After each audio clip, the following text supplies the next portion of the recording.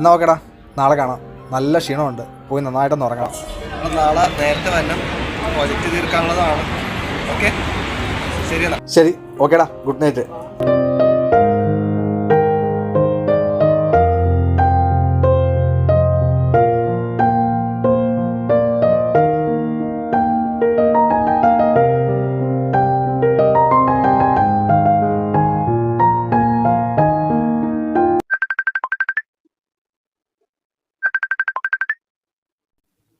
ആ ഹലോ,